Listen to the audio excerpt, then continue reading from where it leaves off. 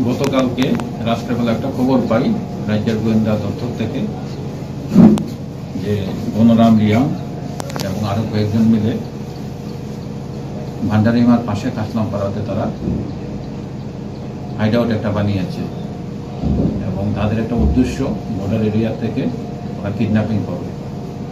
Accordingly আমরা ভান্ডারিমা TSR ক্যাম্পের officer এবং জওয়ানরা এডিশনাল এসপি এসডিপি ওসি সবাই মিলে কাসলামপাড়াতে গতকালকে ভোর রাতে রেড করে।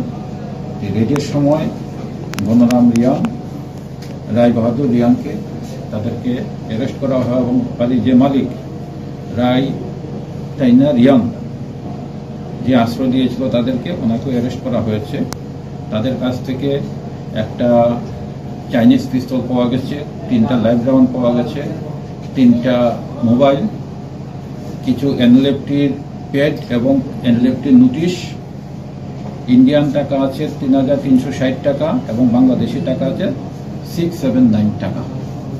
তাদের বিরুদ্ধে একটা কেস হয়েছে, ইনভেস্টিগেশন চলছে।